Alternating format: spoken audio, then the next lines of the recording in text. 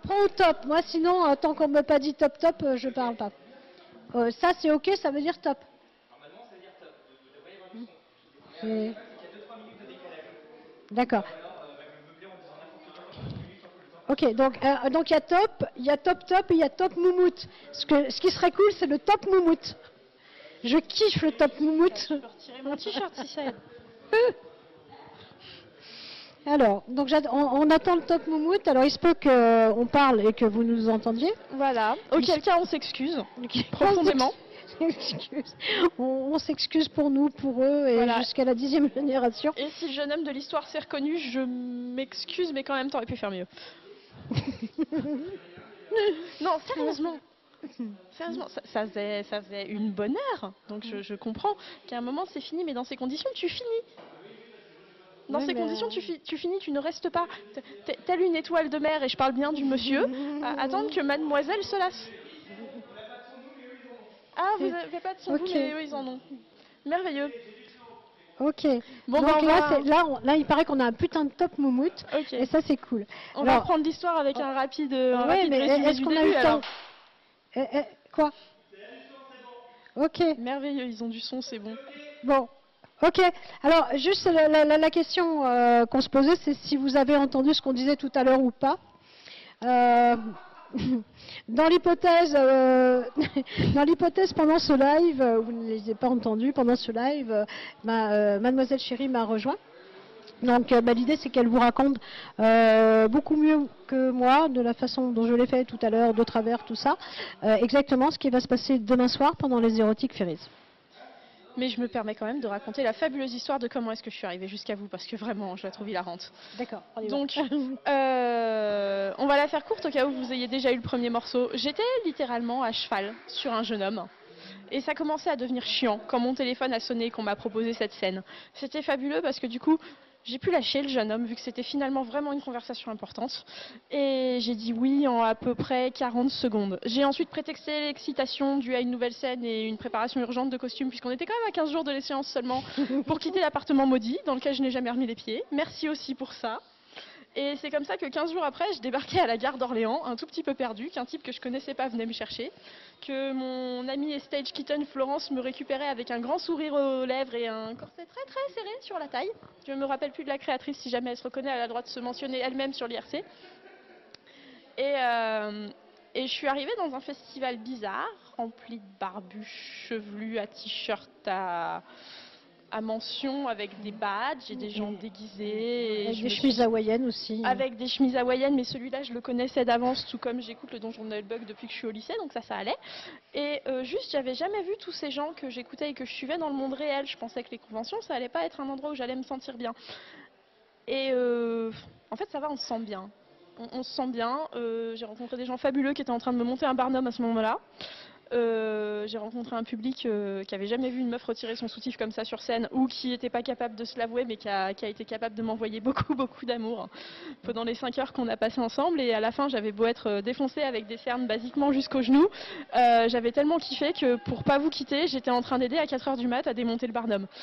Donc merci quoi, c'était vraiment pas mal. Les Geek Ferries, c'est une expérience, c'est ce que tout le monde dit un peu et tout le monde dit, mais on se dit toujours, mais pourquoi on a fait ça? Tellement on pousse les choses au bout de nos capacités, au bout de nos...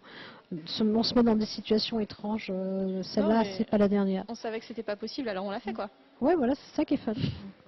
Voilà. Et donc, du coup, puisque cette année, le coup de foudre ayant été réciproque, j'ai eu de la chance.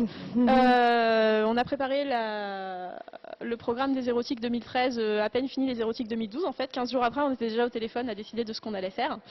Et on s'était mis d'accord sur une ambiance orientalisante qui devait coller parfaitement à la grande tentacule, que nous regretterons, mais que nous trouverons bien un moyen d'exploiter un jour, je pense.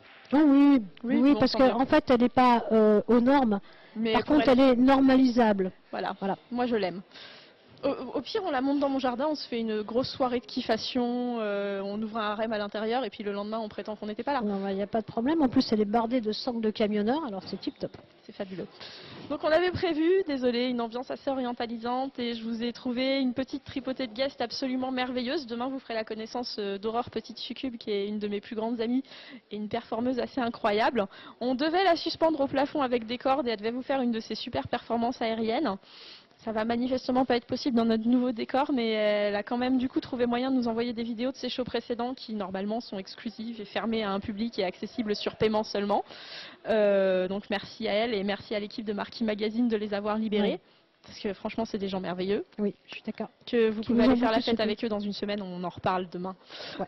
On va avoir Comtesse Léa qui pareil devait nous présenter son show geisha et une fée verte. L'une adorable et l'une chaude bouillante.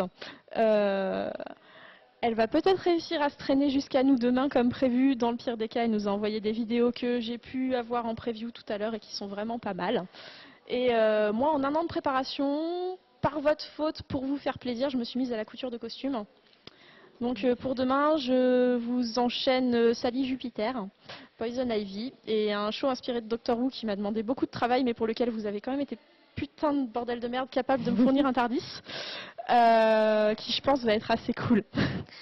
Bah, on espère. Mais il y a un truc qui est génial avec Marianne, c'est qu'en fait elle fait du burlesque, donc des shows, des feuillages, et elle parle tout le temps de ses costumes, elle bosse comme une dingue, elle passe tout son temps dans ses costumes. Non mais basiquement, Flatteur a brodé des feuilles de lierre sur le costume d'Ivy, ça valait le coup, hein, tu sais, elle est belle, il n'y a pas à chier. Oui, y a pas de problème.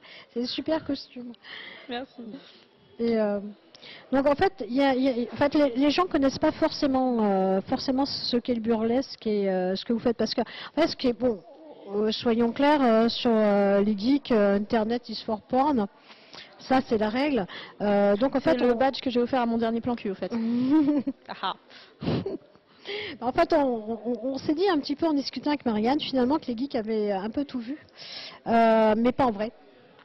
Et donc, il y a beaucoup de gens qui connaissent pas ce que fait Marianne, parce que parler d'érotisme,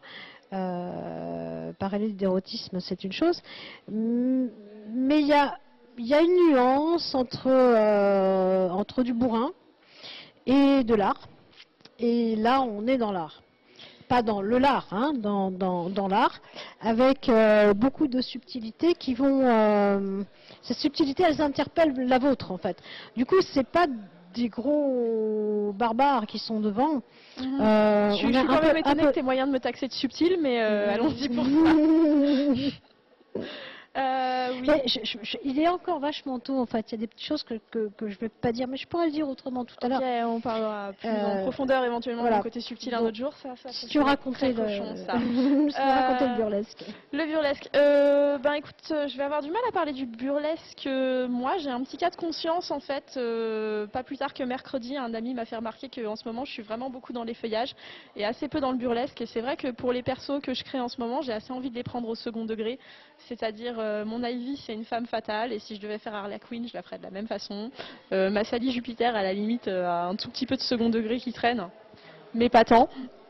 Le burlesque, c'est un art qui est sensuel, qui essaye d'être complet, avec des costumes, de la chorégraphie, de la musique, de la mise en scène, des éclairages quand on trouve un éclairagiste compatissant, qui est capable de mobiliser un vrai second degré pour parler d'érotisme sans parler de cul. Et je continue à parler d'érotisme sans parler de cul, mais j'ai complètement abandonné ces temps-ci le second degré. J'avais vraiment envie de personnaliser ces personnes, ces figures, de façon, au contraire, super premier degré, super érotique, de leur donner une puissance qui n'est pas la leur d'habitude. Parce que Ivy, à part super méchante, qui psychote et qui n'a pas de chance avec les garçons, c'est un peu lamentable. Donc non, en ce moment le burlesque, malheureusement, je suis un assez mauvais porte-parole. Par contre, pour les feuillages, je peux vous dire qu'on fait tout pour que ce soit pas du striptease, tout autant qu'on est, c'est-à-dire que je ne suis pas là pour exciter une galerie de mal en chaleur. Je suis là pour reprendre le pouvoir sur mon propre érotisme, jouer avec, me faire plaisir avec, le mettre en scène des façons qui me plaisent moi et me parlent à moi. Il se trouve que comme j'ai un léger côté camionneur, souvent ça plaît aussi aux garçons, ça plaît aussi beaucoup aux filles, et que là encore, c'est tout dans la kiffation, c'est-à-dire qu'à partir du moment où on arrêtera de s'amuser et de faire plaisir aux gens, on arrêtera. Mais en fait, c'est un vrai échange avec le public. En fait, moi, je connaissais pas les feuillages et je suis arrivée à un moment devant la scène et où elle répétait. Elle m'a dit assieds-toi là et puis regarde. Et là, j'ai découvert ce qu'elle faisait. Et vraiment, ça peut pas se faire sans l'échange avec le public. C'est-à-dire que quand tu es public, tu es en symbiose avec celle ou celui qui est sur scène. Si tu l'es pas, ça passe pas, ça marche pas, c'est juste, ça fonctionne pas. C'est des vibrations qui sont dans l'air qui comptent. Ah, t'as bien senti mes vibrations. Hein. Alors évidemment, il y a un côté. Ce qui est intéressant, c'est que ça fait monter aussi la chaleur générale de la pièce, c'est ça qui est bien. Le côté humain. Oui, parce qu'il faisait combien 11 dehors. Ouais, mais on avait mis un chauffage, je te rappelle. Oui, vous aviez mis un petit chauffage dans mon backstage, j'apprécie. Ouais. Voilà. Alors que vous auriez pu me mettre du monde finalement, maintenant que j'y pense. Non, mais il y avait du monde. Hein. Oui, non, mais du monde dans mon backstage. Dans le backstage, je faisais 1 mètre carré. Oui, ouais. Tout nu dans mon backstage. Ah. Je dois quand même reconnaître qu'il y avait quelques spécimens intéressants dans l'attente ce soir-là. Ouais. Qui sont partis avec ma carte de visite, puisque c'était ça qui servait de goodies ce soir, mais qui n'ont pas eu le culot d'utiliser l'adresse mail qui était dessus. Comme quoi, on a beau dire que les geeks ont tout vu, ils sont pas encore capables d'envoyer un mail à une fille qu'ils ont vue à poil. Moi, je trouve ça étonnant. En tout cas, il y en a d'autres depuis qu'on sautait le pas. Hein. S'il est en train de me surveiller, je voudrais pas que je me fasse défoncer demain. Ouais. Il y a un autre truc d'ailleurs que j'aimerais bien souligner, c'est que quand j'explique aux gens que je vais pas être disponible ce week-end, le week-end du 20 là, parce que je devais passer initialement 48 heures enfermée avec des copains gamers, rôlistes, GNistes, créateurs d'armes en mousse et en latex qui se tapent dessus dans une arène bizarre. Ils m'ont dit, texto, 3 fois j'ai eu exactement la même réaction, c'est ah ouais tu vas les faire rêver un peu ces pauvres nerds. Mec, généralement, le pauvre nerd en question, il est 5 fois plus renseigné sur la sexualité que toi et il y a des chances qu'il pécho plus souvent. Oui. Donc j'étais un peu choquée, en fait, par l'image que les gens ont de la communauté geek. Parce que quand je parle à un moldu, souvent je vois un mec vachement triste qui lui aurait bien besoin qu'on lui envoie un petit peu de bonheur, mais qui n'est pas foutu de sortir de chez lui, ou de mettre suffisamment d'intérêt dans une de ses activités pour vraiment se considérer comme passionné et s'en enrichir. Donc, quand un connard de zapper commence à me balancer ses préjugés sur une communauté dont il sait rien, j'ai un peu envie de lui mettre mon pied dans la bouche, j'avoue. À la place, je souris et je lui réponds, bah écoute, non, c'est des copains et tu sais, on s'amuse beaucoup et vraiment, on va passer un bon moment et j'ai monté tout ça pour leur faire plaisir à eux et il y a à peu près une centaine d'heures de travail sur les putains de costumes. Donc non, je te permets pas de dire que je vais apporter de la joie à ces pauvres nerds. Ouais, ils vont m'en apporter. En plus, il y a quand même un truc, c'est que une communauté geek, la particularité, c'est le partage de l'information. Alors ça, dans ce cas-là, c'est vachement bien. C'est-à-dire que, je sais pas, moi, quand je regarde mon voisin qui est pas du tout, qui est pas du tout dans ce trip-là, je me dis, ce monsieur, il a peut-être arrêté sa sexualité il y a très très très longtemps parce qu'il savait pas l'utiliser en fait. C'est-à-dire que nous, si jamais on va à la recherche sur le net, on va à la recherche d'une information ou d'un contenu. Hein. Voilà, on va à la recherche de comprendre comment on fonctionne.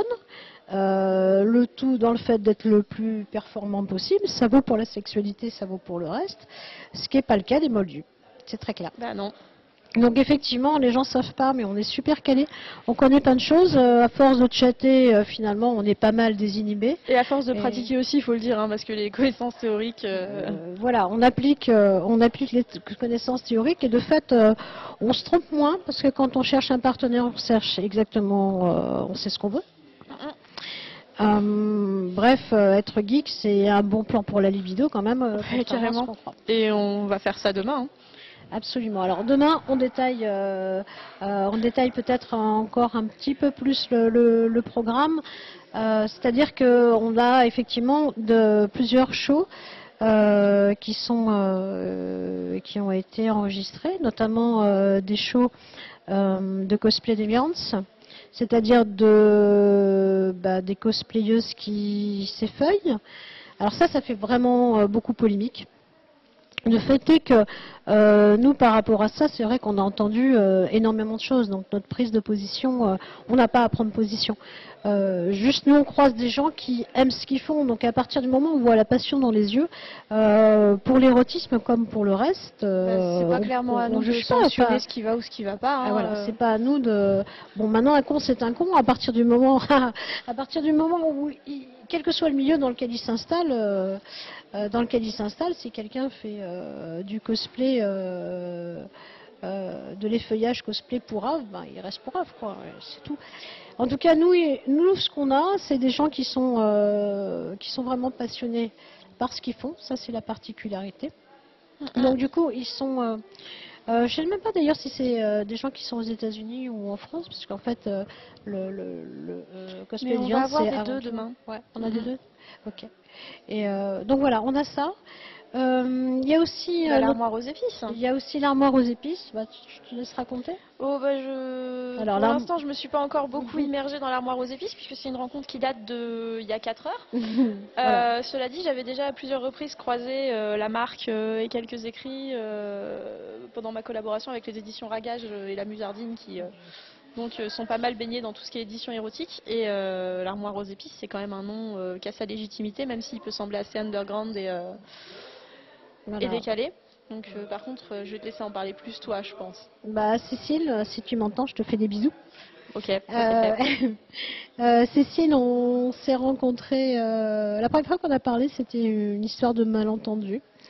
J'avais envoyé un texte et puis j'avais pas apprécié la correction et c'était marrant. Et puis après, comme beaucoup d'histoires qui commencent avec beaucoup de fracas, sont des belles histoires qui continuent. Et on s'est rencontrés et c'est vrai que c'était une belle rencontre. Alors, le propos de l'armoire aux épices, ce sont des textes érotiques, donc sur le principe du fanzine, quelque chose de très important le fanzine chez nous.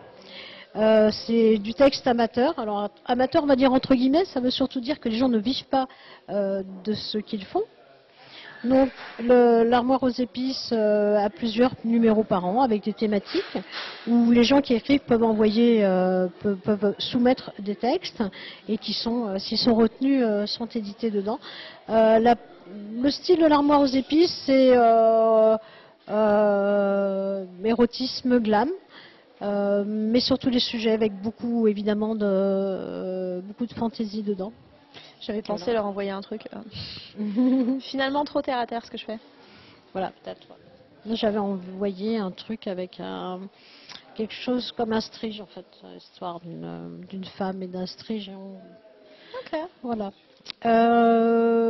Qui avons-nous d'autres? Alors, en fait, on va avoir Siegfried demain quand même, qui aura la délicatesse de nous faire des tours de cartes sans la chemise pour ces dames, parce qu'on nous a fait remarquer à quelques reprises, je pense que c'est faire preuve de fermeture d'esprit que de le faire remarquer, mais néanmoins on a pris la remarque en compte, que parce que c'était une fille qui s'effeuillait sur scène, notre show était hétérosexuel.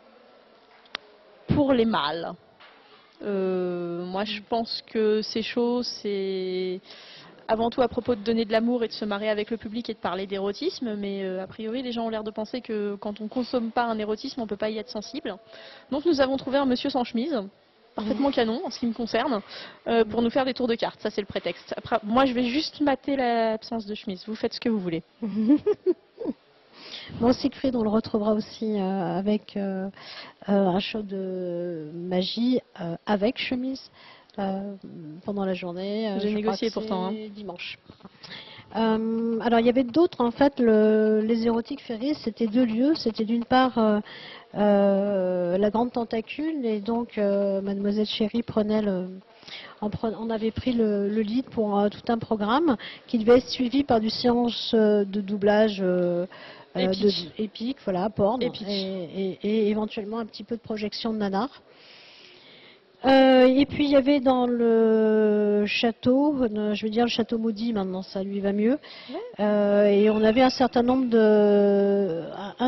d'invités et d'animations, du jeu de plateau et du gaming, ça c'est assez fun. Donc ça qui devait terminer la soirée. Eh bien, il y en aura. On va faire du jeu en live ici. Voilà, pour finir tranquillement la nuit. Évidemment, on va se faire un petit peu de flux gaming spécialisé jeux érotiques. Japonais, faut dire que c'est forcément japonais. C'est-à-dire que les jeux français sont pas drôles, honnêtement. Alors on avait aussi prévu un maître café. Alors pour ceux qui connaissent pas le maître café, là aussi c'est un concept japonais qui consiste à utiliser le roleplay pour servir des gens à table. Alors pourquoi on l'a mis dans l'érotisme? Parce qu'en fait il y a, on va dire c'est du kawaii à tendance, un petit peu glissante. Voilà. Voilà, tu peux t'imaginer des trucs dans ta tête pendant qu'on t'amène ton café, c'est pas grave. Voilà, le principe des gens qui servent, le roleplay des gens qui servent, c'est les maids et les butlers sur des histoires 19e siècle. Et donc, le principe du maître café, tu arrives, tu t'assieds, tu commandes, d'abord on vient de proposer, et avec moult manières, et tu bouges pas, donc tu te laisses servir, tu te laisses... voilà, tu as des petites... Attends, il y a un truc que tu veux me dire là, mais si tu viens... J'arrive pas à voir en fait. Il est en train de nous dire qu'on va bientôt pouvoir rendre l'antenne et que je vais pouvoir aller manger quelque chose. Non, jusqu'au bout. Alors, ok. Donc en fait, comme le maître café ne peut pas avoir lieu pour vous, c'est nous qui allons nous faire servir en fait. Voilà, on va y prendre beaucoup de plaisir et on essaiera de vous le transmettre si on y arrive. Voilà. Moi, je vais complètement les exploiter les pauvres. Je sais pas si tu les as prévenus quand même. Et nous sommes aussi très heureux de diffuser une conférence Agnès Gillard, donc c'est celle qui anime le blog des 400 Q. Elle a aussi écrit plusieurs livres, dont l'avant-dernier était en tête des ventes pendant longtemps au Japon, donc une Française qui va en tête au Japon. Ça fait un peu mainstream de dire ça, mais c'est quand même la réalité. C'est une fille absolument extraordinaire et elle nous a fait une conférence, donc c'était dans le cadre d'un site de conférence sur l'art brut. Donc organisé par le musée j'ai oublié son nom. Organisé par un musée très très bien. Voilà, très très bien. Celui qui est à côté du marché Saint-Pierre, parce qu'ils font du tissu, tout ça. Et donc en fait... le musée de l'érotisme Non, c'était en fait sur l'art brut, et donc elle a fait une conférence qui a été un peu houleuse, les réactions étaient un peu houleuses dans la salle, sur la censure au Japon. Ça c'est super intéressant parce que ça explique pourquoi on voit certaines vidéos, des choses qui sont, on dit toujours Japon, ça veut dire ça, c'est-à-dire qu'au Japon la censure est arrivée alors qu'il n'y en avait pas, et ils l'ont interprété à leur manière, c'est-à-dire que tous les fantasmes peuvent être étalés, mais il faut que ce soit flouté au niveau du sexe. Voilà, pourquoi, comment, à quoi ça a donné naissance, ça c'est intéressant. Et puis à la fin, c'est pour ça qu'on va la passer un peu trash, on va la passer à la fin, pardon, excusez-moi, je suis vraiment fatiguée. Il y a un trailer d'un film extrêmement trash, mais quand je dis extrêmement trash, c'est que moi je l'ai trouvé extrêmement trash. Voilà, moi je m'attends à avoir du mal. Et voilà. Donc voilà, Agnès ne pouvait pas être là, puisque pile poil au moment où on retransmettra sa conférence, pile poil, elle va être dans l'avion. Donc là, c'était nul, impossible, même pas par téléphone. Donc voilà, elle rentre du Japon demain soir. Voilà, mais je pense que si ce qu'on a fait lui a plu, je pense qu'on est bien parti pour la voir si on fait une édition suivante des Geek Ferries. Non, mais il n'y a pas de si, tu vas nous porter la poisse. Voilà, et donc je vais finir parce que là on me dit que les suivants sont prêts. Je continue, je vais vous rappeler que le crowdfunding est là. On nous a tous dit faut le faire, maintenant faut le remplir quoi. Faut le remplir, voilà. Alors, ça c'est à vous pour ce coup-là, et puis il y a la boutique si vous voulez avoir les trucs que vous verrez jamais, genre les affiches, etc. La boutique, on va pas la laisser en ligne, elle est là que pour le week-end. En théorie, on la laisse pas en ligne. Après, je sais pas ce que tout le monde décidera, je sais pas ce que vous déciderez, parce que on bouge beaucoup de la façon dont vous décidez qu'on bouge en fait. Et donc on verra après. Mais en tout cas, en théorie, voilà, ce sont des goodies qui n'existeront plus après, en théorie. Donc pour la suite du programme. Dans nos locaux étaient prévus, on les attendait, c'est pour ça que j'ai repris l'antenne un moment. Et là, je ne vois pas ce que tu me dis avec la lumière. Tu me traduis? Tu vois, toi? Ouais, ils sont en train de nous expliquer très poliment sur un papier que, a priori, ils vont pouvoir occuper l'antenne avec un contenu entre nous et les invités. D'accord. Voilà, comme ça on va pouvoir commencer à se détendre. Ok. Donc, Et ben, je pense qu'on va pouvoir dire au revoir et bonne nuit à ceux qui se couchent, et puis voilà. à tout Alors, à l'heure à ceux qui ont décidé comment de on faire les annonce les guerriers. nouveaux? Comment on annonce les suivants? Bien, bien. Laurent, Il y a une petite coupure qui va avoir lieu. Ouais. On essaye de voir pour mettre un contenu et puis pour que Tetchi, etc. Ok. Donc, ils sont arrivés en tout cas. Ok. Alors, maintenant, nous, finalement, je suis un petit peu fatiguée. J'ai pas été super performante pour vous donner la pêche. Par contre, sont arrivés maintenant 2 compères à nous. Parce que moi, j'ai commencé à parler dans un micro avec eux, donc que j'aime particulièrement. Alors, vous les connaissez, ils sont acteurs dans la série Noob. C'est Anne Chirac, le hacker, et le chevalier Meumeux. Il va falloir que j'aille faire des Et bisous. Hein. donc, ils ont prévu comment dire, à partir de... En théorie, c'était à partir de 23h, on fait une grande séance de n'importe quoi. Je vous en ai parlé tout à l'heure, qui consiste à vous poser toutes les questions que vous voulez. Toutes, absolument. Posez des questions déconnantes. Faites-nous un beau chat, hein, parce que profitez-en, quoi. Vous pouvez poser des questions sur le Japon, vous pouvez poser des questions sur le métal, vous pouvez poser des questions sur les noobs. Ça, c'est leur secteur de prédilection. Il y a plein de choses intéressantes, il y a plein à entendre. Il y a aussi plein de déconnades à entendre, ils sont vraiment très très doués pour ça. Alors moi je suis contente qu'ils soient là parce que... Moi je pense que c'est le moment ou jamais de leur poser des questions perso, hein, ils voilà, sont coincés. ouais, posez-leur des questions perso, très perso. Gênante, un peu gênante, s'il vous plaît. Voilà. Et donc maintenant on va couper l'antenne. Je vais aller dropper un peu pour être moins minable la prochaine fois que je la reprends. Ouais. On fait une coupure technique pour passer du matos d'ici au matos de là-bas. Et puis on se retrouve tout à l'heure. Ouais, c'est ça. Incessamment. À tout à l'heure. Bonne soirée tout le monde.